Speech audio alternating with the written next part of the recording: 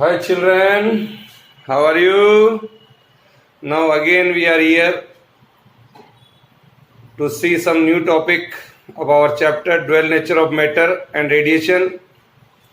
Here I am going to see another article, that is dual nature of radiation, dual nature of radiation, that we are going to see here. Here I can say, dear children, earlier we have seen the photoelectric effect experiment and Einstein photoelectric equation, that you know very well. Now here I am going to see dual nature of radiation, that is, we have seen earlier the phenomenon like interference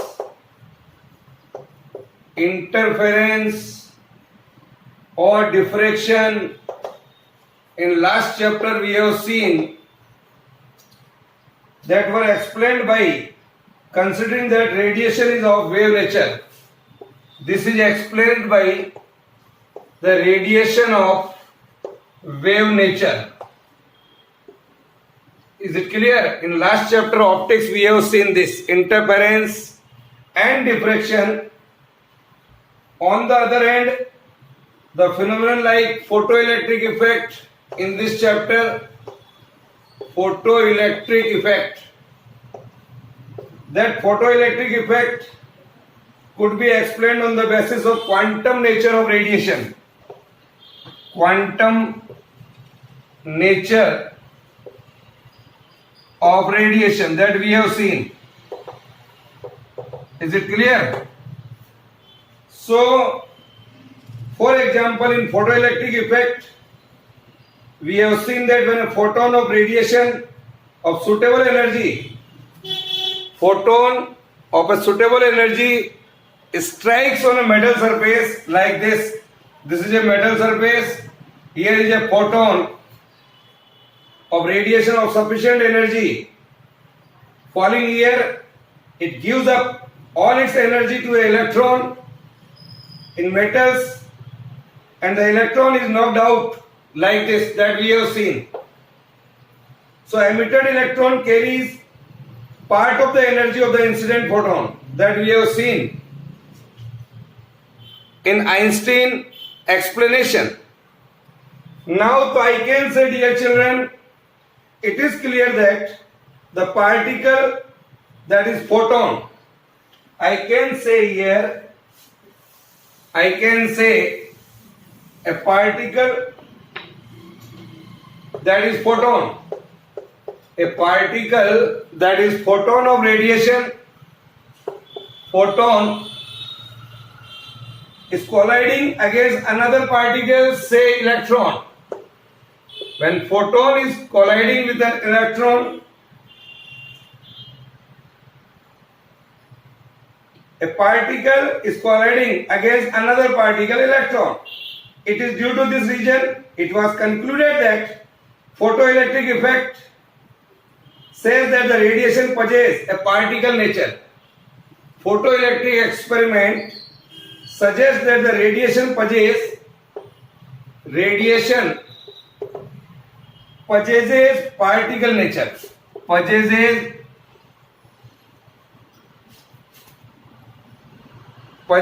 a particle nature. Is it clear? Particle nature. Okay, it means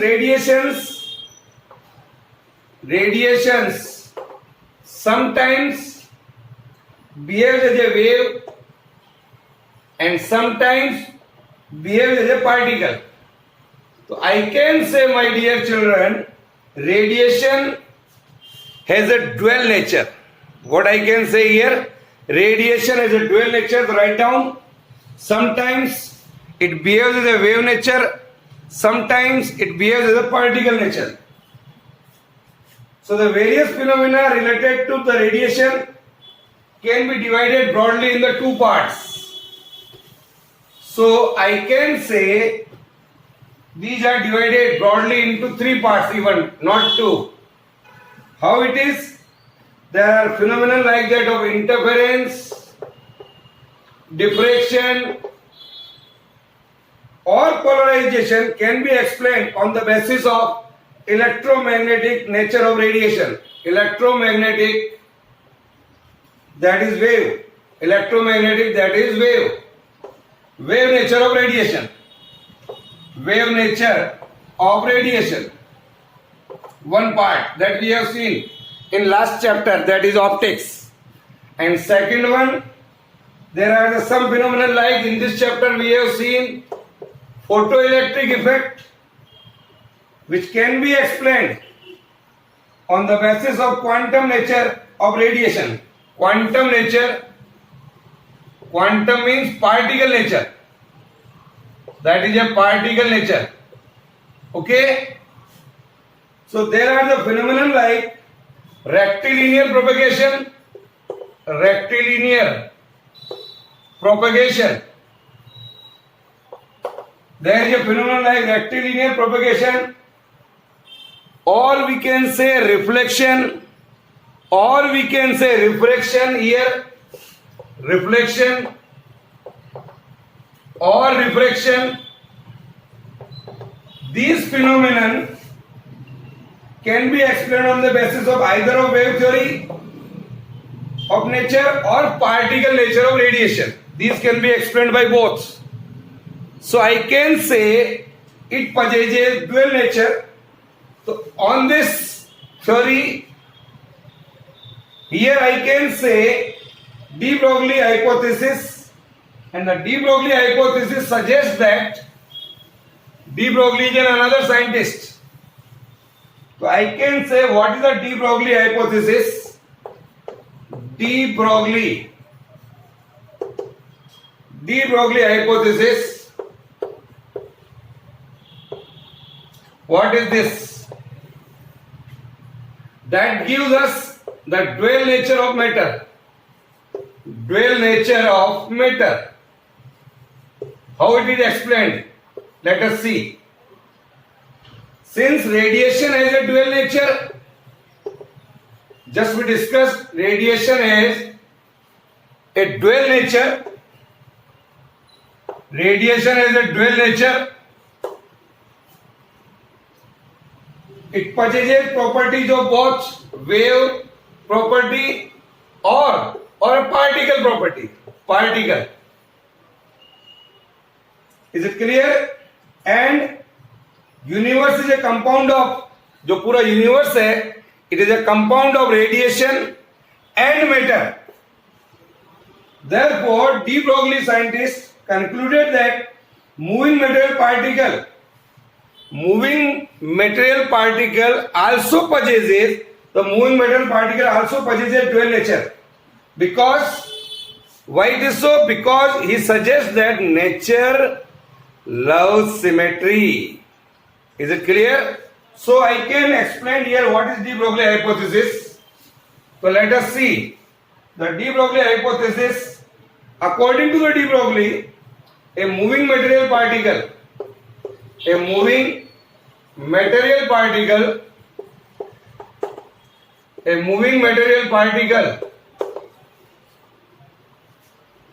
sometimes acts as a wave.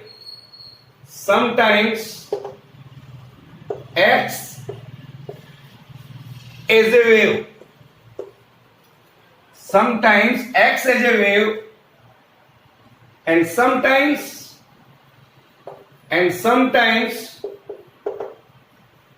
acts as a particle. Acts as a particle. Is it clear? Which controls the particle in every respect. It controls the particle in every respect. So the wave associated with moving particle is called matter waves. Write down. The wave associated with the moving particle is called matter waves or the de Broglie waves. This assumption given by de Broglie. Okay? Yes, sir. And he gives us a formula of wavelength called de Broglie wavelength, and the formula just we are going to derive lambda is equal to h by mv. This is the formula. Here I can say lambda is equal to h by mv. Here m and v are the mass and velocity of the particle. This is the mass and velocity of the particle, and h, it is called Planck constant. What is this? It is called Planck constant. How we can derive this formula? So let us see here. Here we are going to derive the derivation of de Broglie wavelength. Derivation of de Broglie wavelength. De Broglie wavelength. Okay, just see. De Broglie wavelength we are going to see. Now, for that, according to the Planck quantum theory, according to the Planck quantum theory, what is that? That we have seen Einstein theory. The energy of a photon,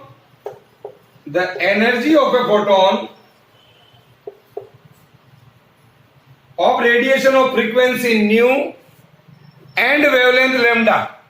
Frequency nu and wavelength lambda.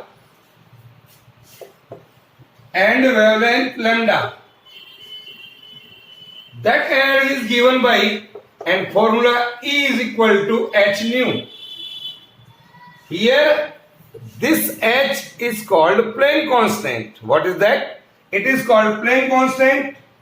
If photon is considered to be a particle, this photon is considered to be a particle, say of mass m.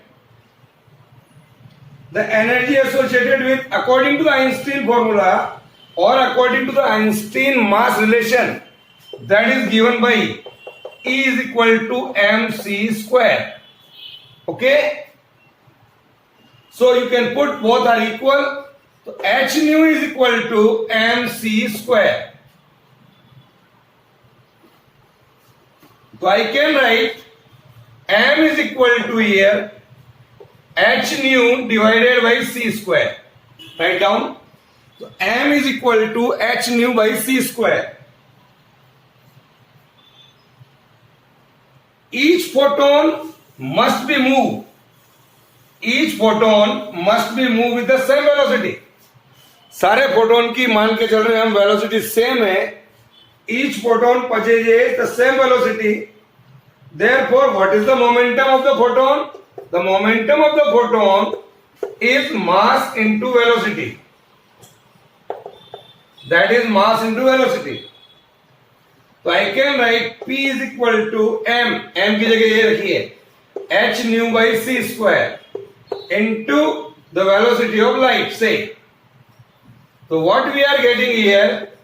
h nu by c. C से c cancel हो गया. Here. So this is P is equal to h nu by c. What is h nu? We know also the formula lambda is equal to c by nu. Lambda is equal to c by nu. So I can write here h nu by c, that is h divided by c by nu. Nu को नीचे ले लिया हमने. So what is that? h by lambda. So P comes out to be h by lambda. Or I can write lambda is equal to h by p. Here. This is the formula here. So lambda is equal to h by p. Or if the velocity is v, then I can write mv, momentum की जगह. This is called de Broglie wave equation for a material particle. This is true for material particle. Okay? Write down. With the de Broglie hypothesis, if I say, I concluded the following: if v is equal to 0, if v is equal to 0, then from this equation I can write lambda is equal to infinity, क्योंकि v 0 हो जाएगा. If denominator में 0 है तो lambda is infinity, and if अगर v is equal to हमारा infinity है तो I can say lambda is equal to 0. What does it mean? What I conclude from this article? It means that the waves are associated with the material particles only if they are in motion. Only if they are in motion. The material particle may be charged or uncharged, but when it is in motion, the waves are associated with, are independent of charge. It means waves cannot be electromagnetic in nature. Waves cannot be electromagnetic in nature because electromagnetic waves are produced by motion of charged particles. Okay? So this is there. Write down.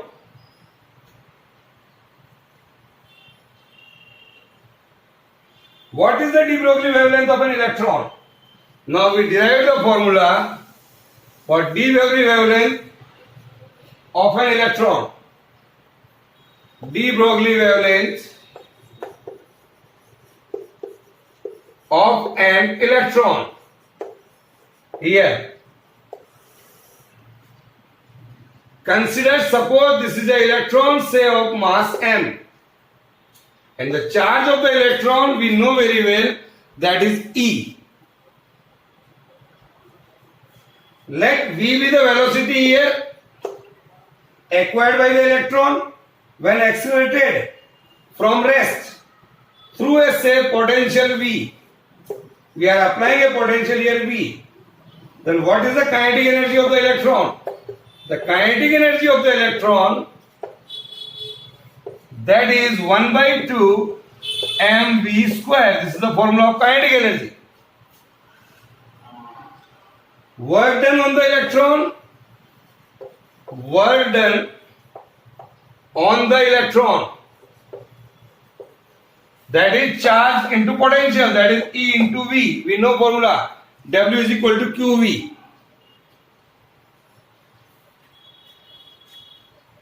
So here this is the kinetic energy, this is the work done. We can equal both. So I can write 1 by 2 of mv square is equal to EV. Here V is the velocity, here it is the potential. So what is V here? That is twice of EV divided by m ka under root. Here, if I suppose the lambda be the wavelength associated with the electron, lambda is the wavelength, lambda is the wavelength associated with the electrons. Here हमने lambda मान लिया है, तो what is the formula here? Lambda is equal to h by mv. Put here h m divided by, use this formula, under root of twice of ev divided by m. So that is h is equal to under root of twice of m ev. This is the required formula for wavelength of an electron.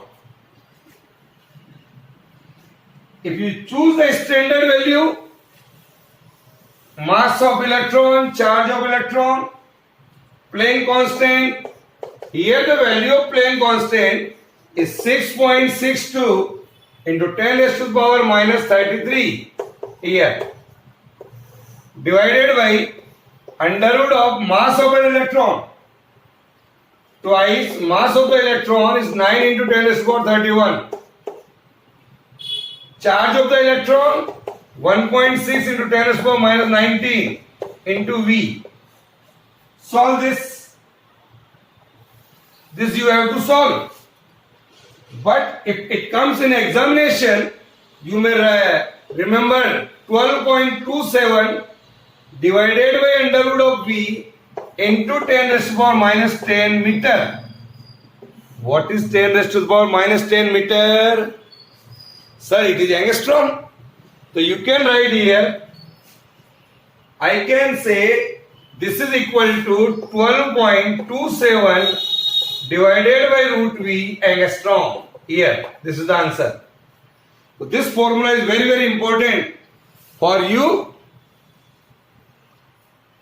to find out the wavelength of an electron. I take a very small example of it. A 1-mark question. What potential difference should an electron be accelerated so that the de Broglie wavelength becomes 0.4 angstrom? इतना de Broglie wavelength अगर आपको चाहिए तो कितना potential difference लगाओगे आप? ये formula कहां मिलेंगे अपन? आपको लैम्डा दिया हुआ है, वी निकालना है केवल. What is the potential difference to get the wavelength 0.4 angstrom? Our formula is this one. So I can write here 0.4 lambda की जगह रखिए is equal to 12.27 divided by root V here. Then how much time you take to solve this small equation? So V is equal to here 12.27 divided by 0.4 का whole square. Solve it. 12.27 का whole square divided by 0.4. If you solve this, you will get around 941 volt. This is the answer. Is it clear? So dear children, this is all about this chapter. Davison-Germer experiment this year deleted from our syllabus. Okay? In our next module, we have to perform NCERT textbook numerical. So come and sit with NCERT textbook along with me. Okay, bye.